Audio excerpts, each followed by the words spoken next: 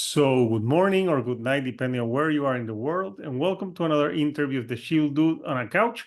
I'm your host, Hector, and tonight I'm joined by Hudson Barth. He's the drummer for the band Trog, and they're about to release their debut record, but they have an EP that they released in 2022.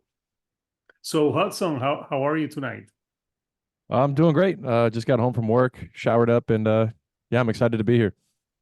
Yeah, so this your band, you guys formed in 2018, but the lineup that you have right now formed in 2019, and the EP, so you released the EP 2 years ago. So tell us a little bit, about how you guys got together to form this band.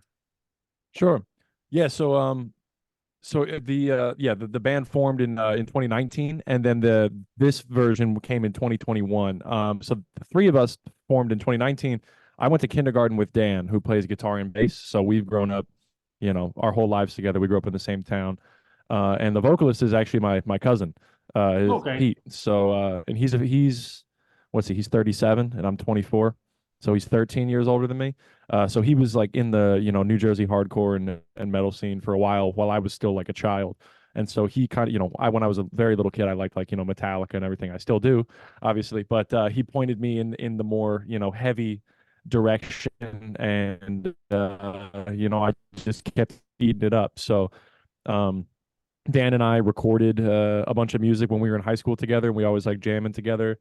And we recorded a couple songs, and then when I was in college, I took an audio production class. I still didn't know what that meant at the time, and I used one of our songs as like a project. So I completely remixed an old song that we had done, and it ended up sounding pretty cool. So then we had Pete do vocals on it because he had been a vocalist in a bunch of other projects for years. He did it, we liked it, and then we said, okay, let's record this, let's write some music for this trio now. And so that's when that first Cave Dweller EP kind of came together. So that summer we wrote those, and then we spent the better part of the next 2 years kind of spinning our wheels on how to follow that up. We didn't know what direction to go, what anything. In 2020, we actually spent the entire summer writing a large chunk of what became the last track on this record. I ended up having That's to the like longest rework track it on the record and as well. That's like a 9 minute. Oh, epic. yeah. Yeah. In 2020, it was 12 minutes. So we saved your ears of 3 minutes in the edits. But yeah, so we wrote that in 2020, but it was more like atmospheric black metal at the time, and we didn't really know how to release that the way it was. So we streamlined it. Basically, TJ joined in fall of 2021 on guitar, and kind of everything just kind of fell into place. We had more riffs, the direction kind of solidified, and we just kind of went from there. And so the next year was spent writing and recording Vomit, which came out in 2022. And then we spent the next 2 years after that writing this one, and now it's ready to go. So that's a basic rundown. Yeah. So you were first going to be named Troglodite, but you put it down to Trog. What was the decision to shorten the name?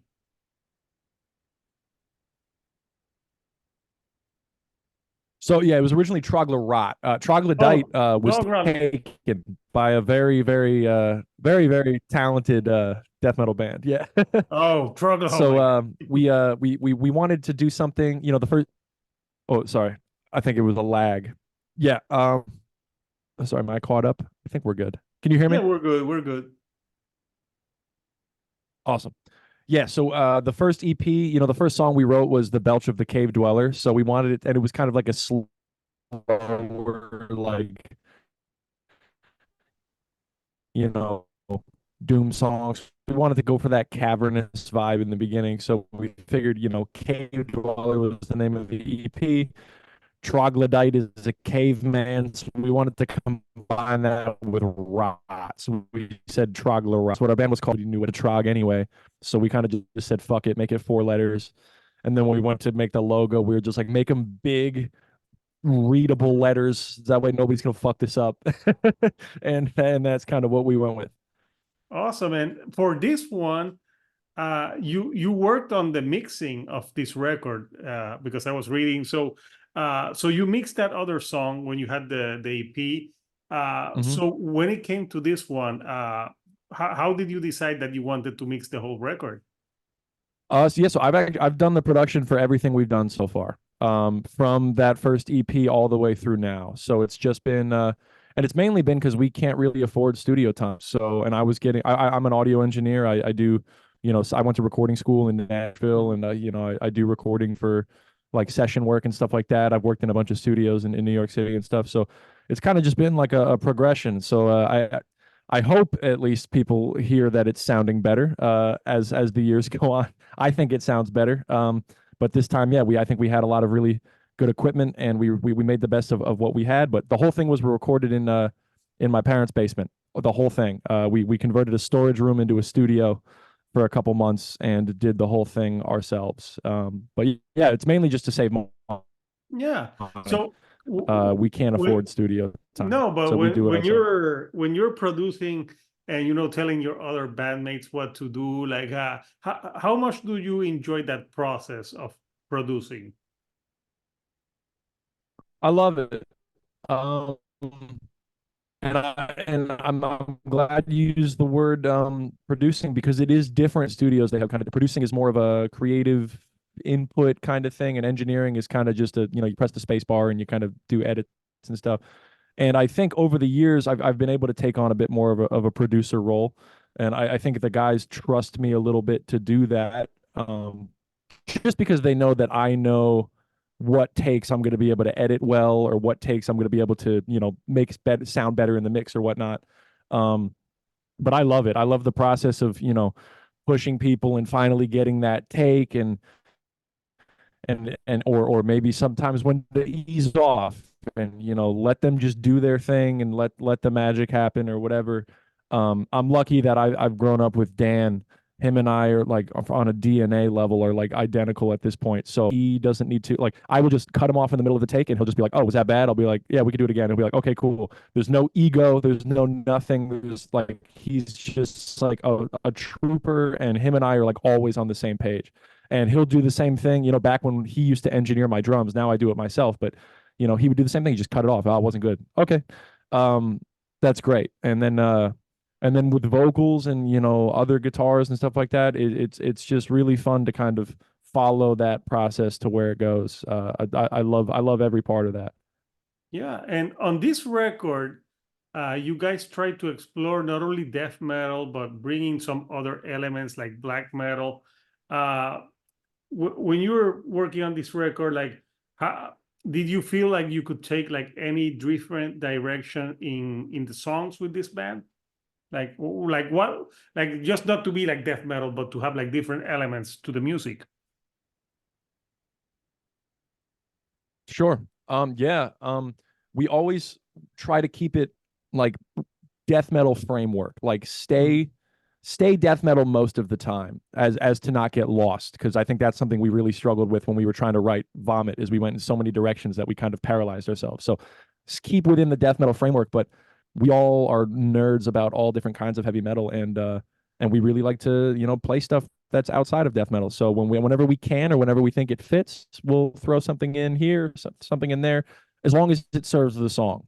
Sometimes it can get a little gratuitous, and so we got to cut it out. But yeah, I love putting other elements in, and hopefully we don't go too far with that. But but I mean, yeah, we definitely threw some black metal, definitely a lot of thrash metal.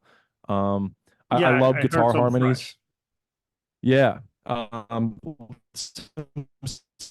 Sepultura's in there towards the end. That we kind of go wherever we want, but as long as it stays consistent, as long as everything kind of makes sense together, I think that's the line, that wherever we think it's fun. Yeah, and so you have two singles right now. You have Ritual, Corpse, Division, and I was trying to read, like, because there's a there's a lot of like things that you explore on this record, but this one is pretty interesting because it's all about like a soul replacement. So tell me a little bit about that track. Sure. Yeah, Pete would definitely be able to explain better than me, but basically it's this like cult ritual where they're kind of like cutting up bodies at very specific points to like access. I don't know if it's chakras or whatever he was thinking about, but yeah, very specific points to kind of like take a soul out, replace with another, and kind of in this ritual kind of like conjure this evil, basically. And so Pete did a really, really cool, I mean, with all the songs, but yeah, that one's kind of got a really cool cult kind of vibe to it. Yeah, and you have like a music video for it, which is that I post the link for people who haven't seen it. So I want to show the artwork of the record. So the album is Sure. coming out in June, and I think you're self-releasing this album, but you're using a label. So let's look at the artwork so we can talk a little bit about it. So here we have the album's called Horrors Beyond. So tell me a little bit about this artwork, man. Sure. Yeah, it was done by a Canadian guy named Emile. I say Roy, but apparently it's pronounced Wa. I think it's a French name. He's Canadian. I hope I didn't butcher that, but he's his Instagram title is Monkey Business. Basically, he was like he found our music from the last EP on Bandcamp because he was looking for like the Trog movie soundtrack. Oh, okay. He's like a diehard, like old school horror fan, and all of his artwork is kind of related to that. And he left like a review on our Bandcamp page saying he loved it, and then he kind of just hit us up and he sent us some artwork like for free, and was just like, hey man, like love your guys' stuff, like you know, if you guys want to use this, cool, and if you don't, whatever. And he was just like super nice. And when we were looking to get album artists, you know, we were looking around, and some of the guys that we were thinking about going to were all booked up or were going to be, you know, thousands of dollars. So we just were like, why don't we, like, we looked at Emile's portfolio and we're like, it's legit. Like, let's give him a shot. He likes the band. And immediately, like, you know, the effort that he was putting in like he started sending us thumbnails, and he was so excited about it, and like immediately we knew we made the best choice we could have ever made. He was so into it, and he absolutely blew it out of the water. Like, obviously it's a gorgeous or I mean ugly, but gorgeous cover art. And he put everything he had into it, and we are so grateful that he was as excited about this project as he was, because he really delivered an awesome project. And we just we gave him like a couple key things about what the lyrics were about and what the general vibe of the record was. We sent him a couple demos, and then we just let him run with it. And obviously that went pretty well. No, yeah, you can tell by this that this is like a death metal, but also with the name Horrors Beyond, I you know, there's like a sci-fi and horror like theme to it. So I want to ask you, like, are you a horror fan or sci-fi fan yourself? I'm a fan, but I wouldn't say I'm like hardcore into it. Pete, the vocalist, diehard, like has a massive VHS collection, like digs all the old school stuff. That's what he pulls from for all the lyrics. So like, I personally love the aesthetic of all of it, but I don't really watch movies at all. I'm kind of boring like that. I mainly just listen to music. Pete, on the other hand, listens to more music than I could ever listen to, and watches more movies than I could ever watch. So he's like this super nerd about all that. TJ is to an extent too. But yeah, so I would say half the band is like hardcore into it. I just like the way that it looks, and I love using those aesthetics for things. And obviously, Emile, the cover artist, clearly is a fan of that stuff too. So it's pretty cool. Yeah, no, I think it's cool that you got like an artist that's a fan of the band, because maybe he already get like what you guys are about. So maybe he felt more comfortable like doing a piece for you guys. And when I look at this album cover and I'm looking at the Death Leprosy, there's something that reminds me of that like the face in leprosy with your album artwork. Obviously, Actually, yeah, you're right. You're 3,000% right. We did that semi on purpose. When he was sending thumbnails, we really wanted there to be like a central figure. We had that with the last EP, and I think the last EP cover generated at least a lot of clicks. Whether or not people actually liked it or not is a different story. But like having like a central focus I think is really strong for album covers, and we wanted to have something like that here, and obviously Ed Repka crushes it on the Leprosy cover and on a lot of other ones. We wanted something similar, something that draws your eye to a main thing, and that guy is just looking fucking right at you, like, I dare you to listen to this, So that was intentional for sure.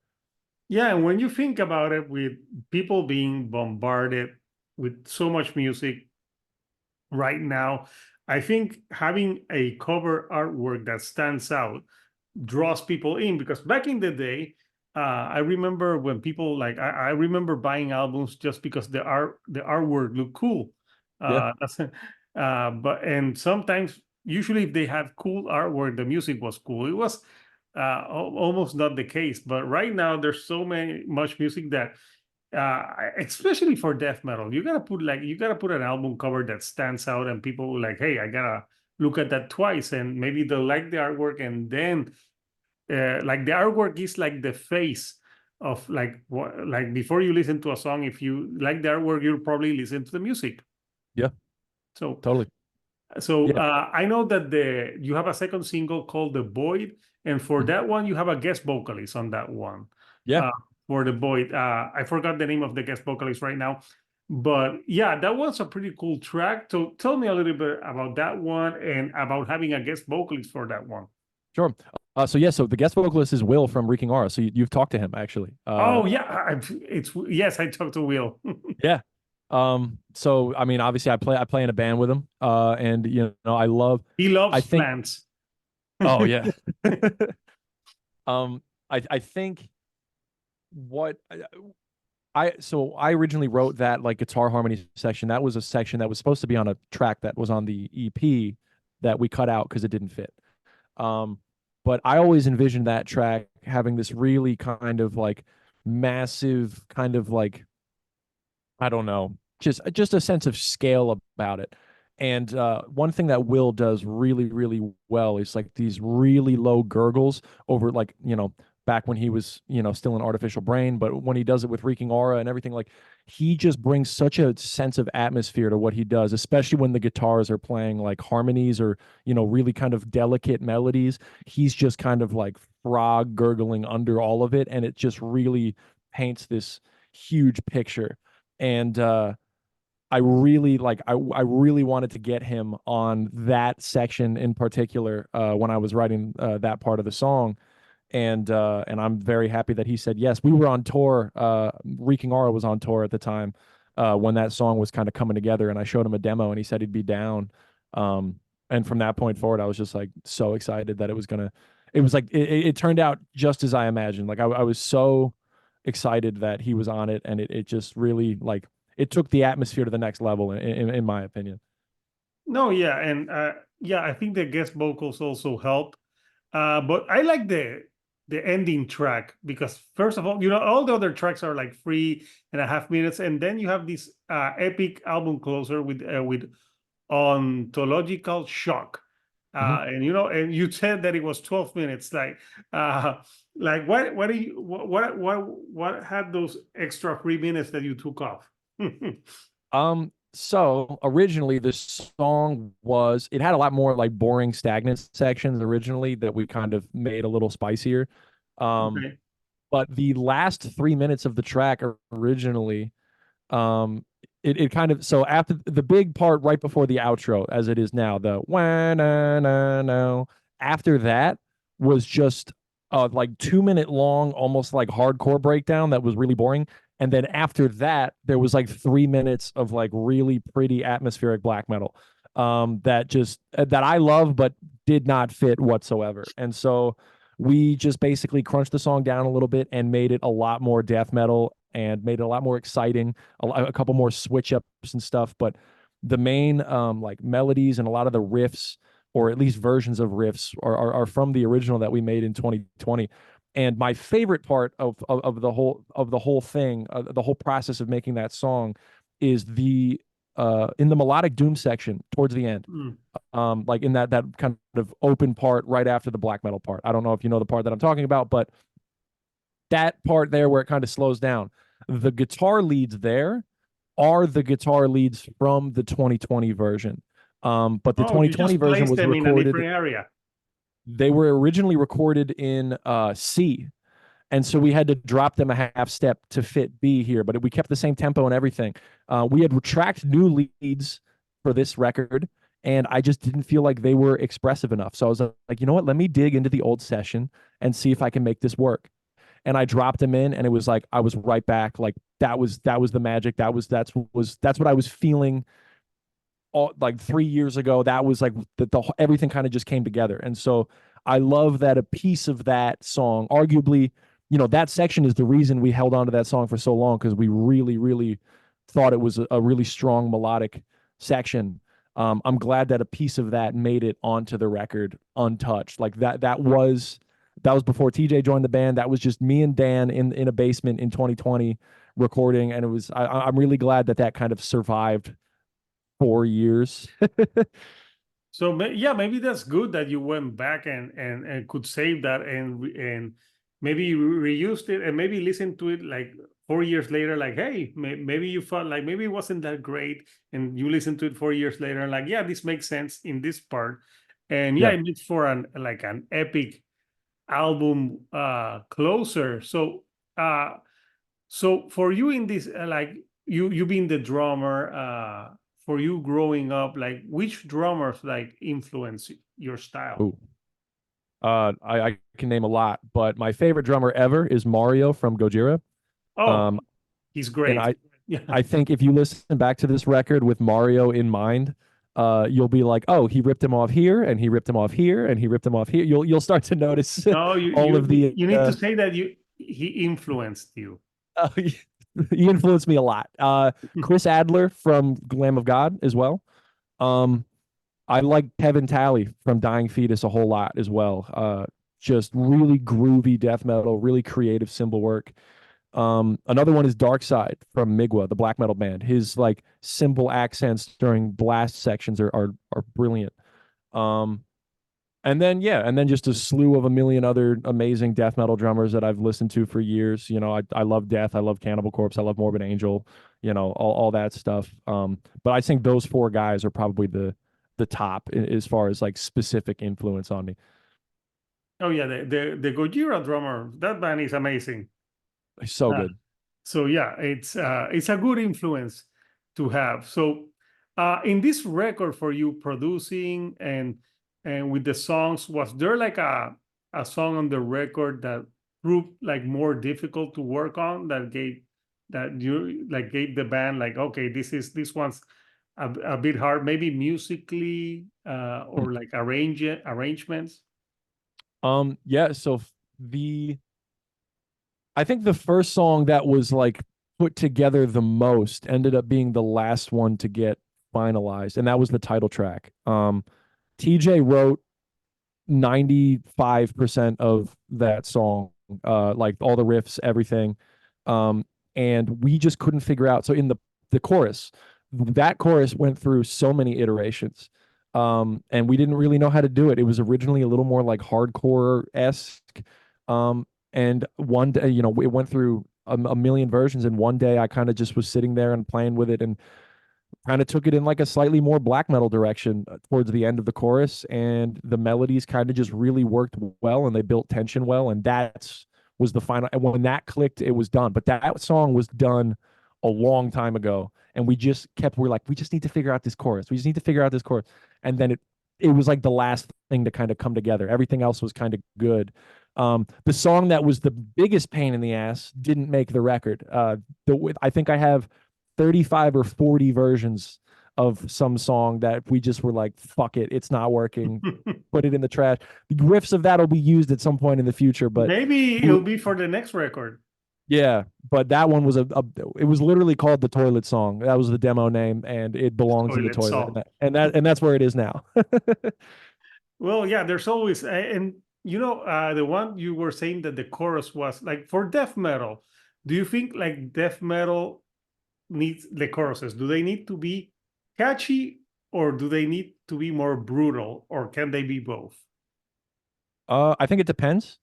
Like on a Devourment record, I think they find a really good balance of both. Like, and it's really brutal, but you're still kind of like dancing to it, which is kind of cool. Um, I think it depends on context, but I love making things catchy, and I think there's a way to do it without like going in the sellout direction. I don't think catchy is necessarily antithetical to the concept of brutality. But I think a lot of the times it can be if done in a lazy way. If you make like a lazy, catchy chorus that's obviously like intended to like get the crowd going, blah, blah, blah, like, I feel like people can feel that cheapness, but I think there are ways to kind of craft things that they can be catchy and impactful.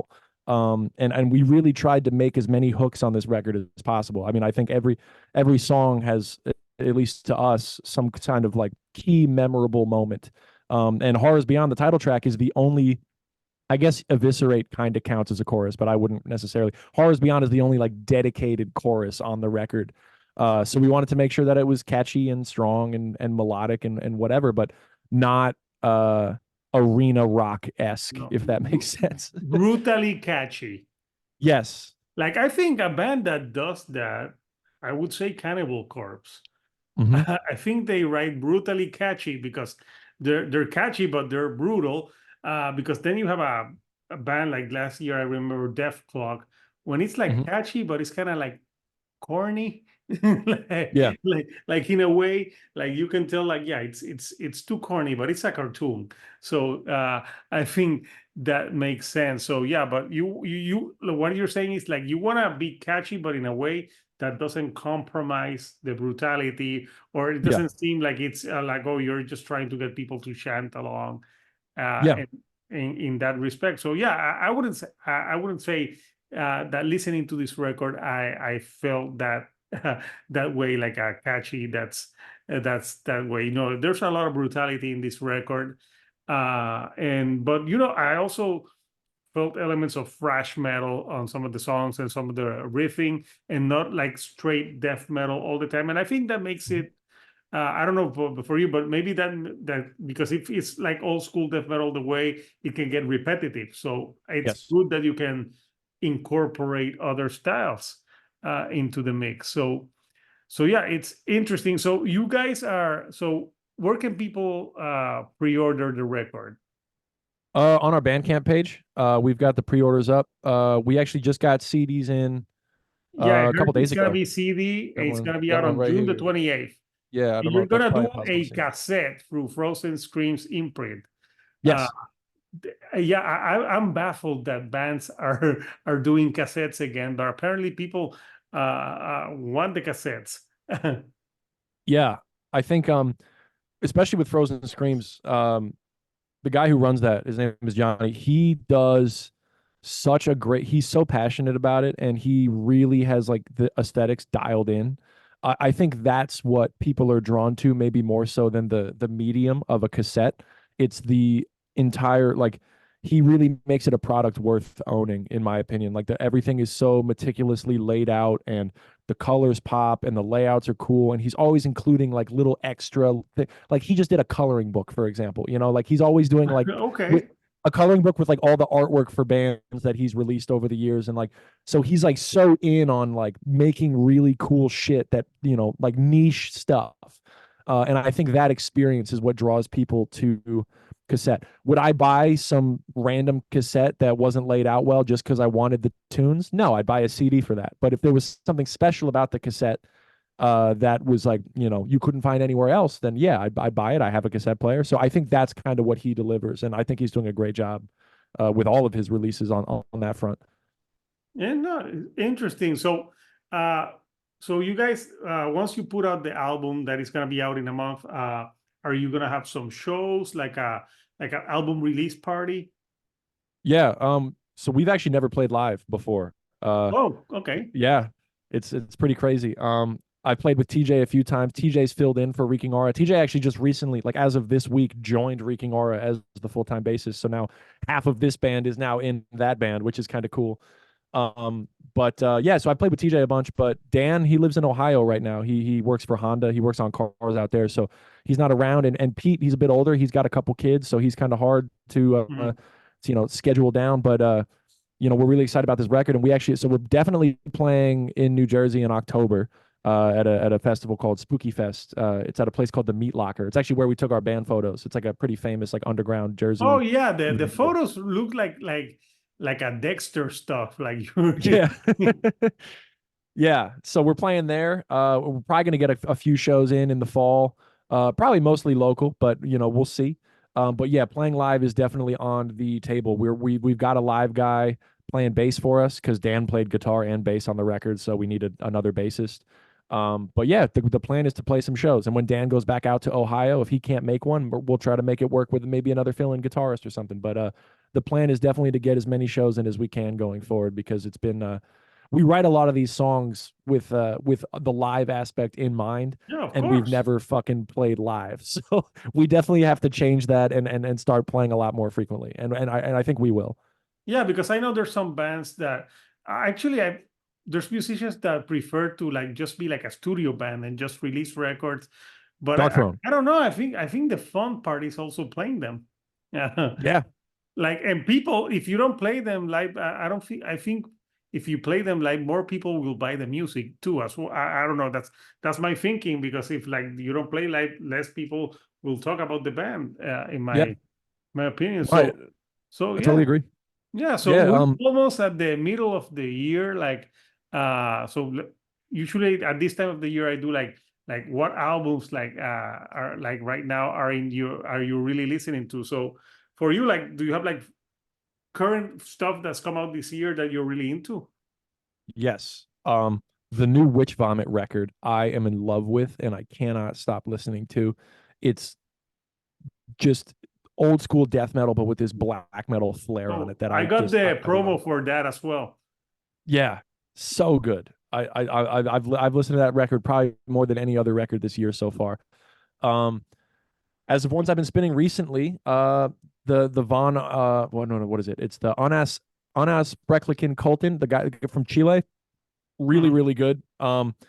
Really like deceptively melodic, that record, but brutal as shit the whole time. Just like pure evil, and the riffs are just so good.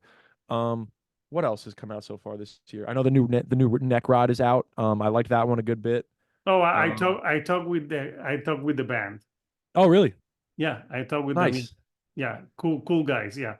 I Yeah. bet. Let's see. What else have I been listening to recently? Recently, I've just been kind of going back and just listen. Like I've just been on a kick of the classics all over again. Mm. And really like I've been into a lot of grindcore recently, but not anything like that new. Just going back and like listening to like old Wormrot and like Discordance Axis, more New Jersey guys in that band. And just like I don't know, just psycho shit. But yeah. Yeah, But no. yeah, I think Witch Vomit's probably the number one for me so far. Yeah, I know a lot of people are talking about that band.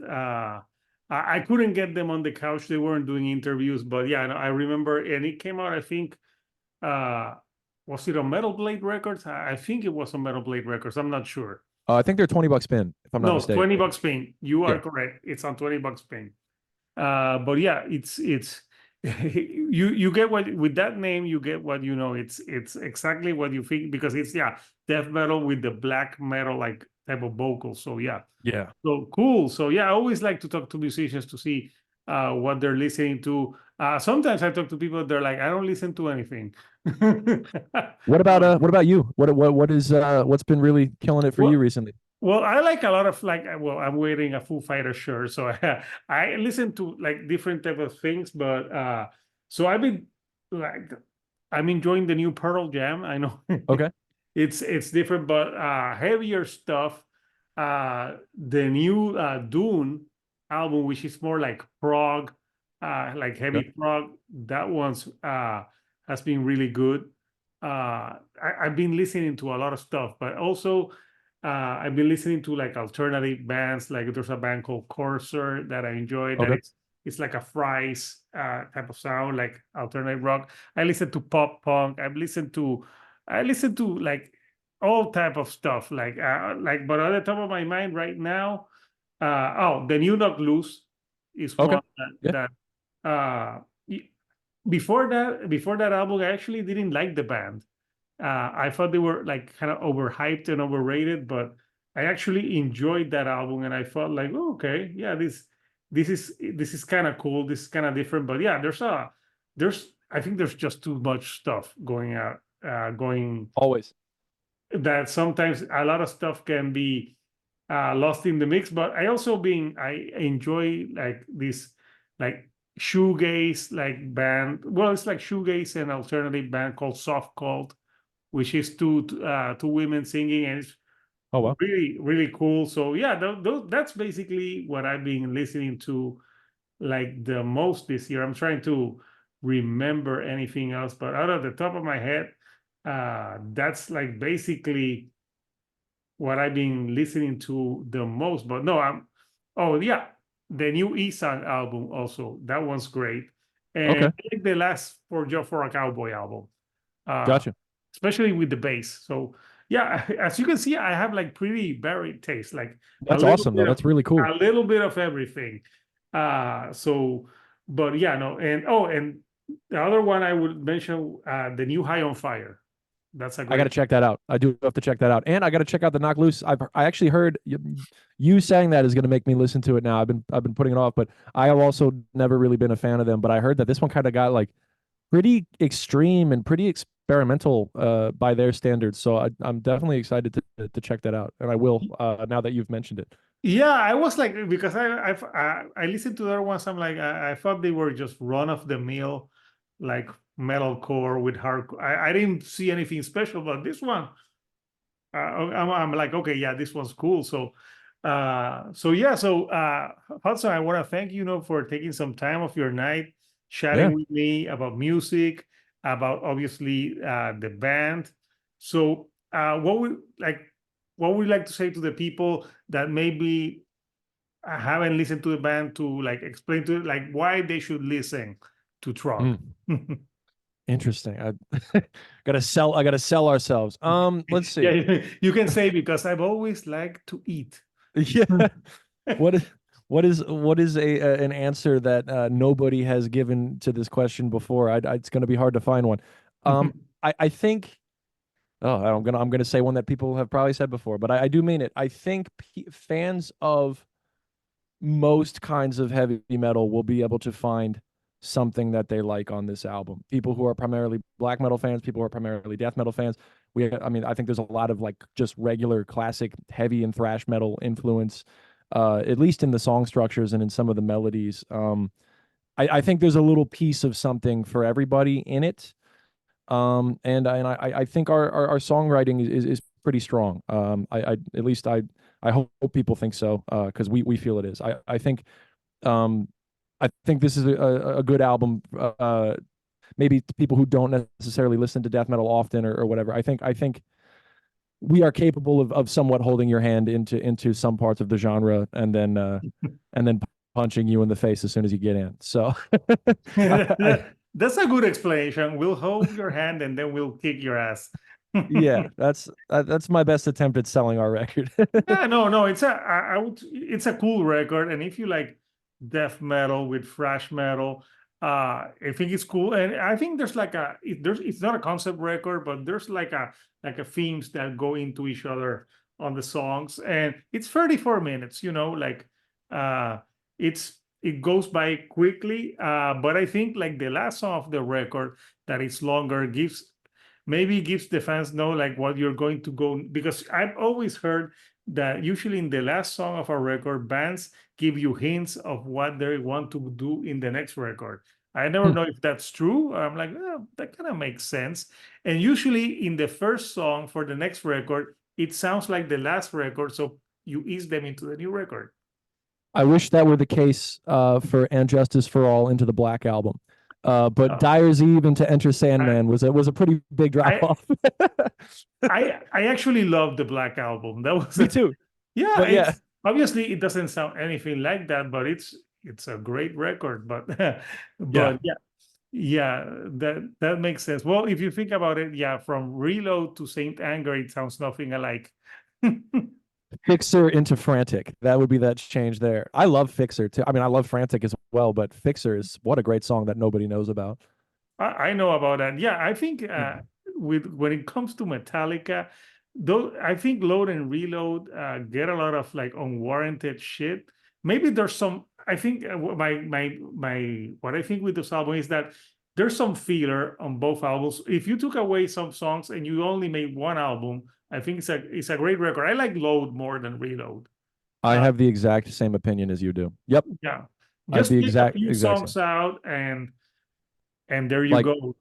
So More yeah. Twisted Me, Get It the Fuck Out of Here. Don't need that. Don't need like what's another one? Mama Said. I like Mama Said. I'd probably keep that one, but that's a divisive opinion. But yeah, but cut some of that shit down but like Yeah. Bleeding Me, Outlaw Torn. Oh no, like the Outlaw Torn is an amazing song. so good. That's the best song. If you're driving at night, there's no better song to listen to than Outlaw Torn. You feel like the coolest person on the planet when you listen to that song. I love that song. No, it's a great song. Yeah. So people, we want, if you haven't listened to the band, I'm gonna post the link so people can pre-order the record and maybe listen to the singles that are out now. So Hudson, thank you for joining me virtually here on the couch tonight to talk about metal and everything in between. So until next time, people, this is Hector, the Shield Dude on a couch, and I'll see you all right here on the couch. Thank you so much for having me. Appreciate it. Thank you.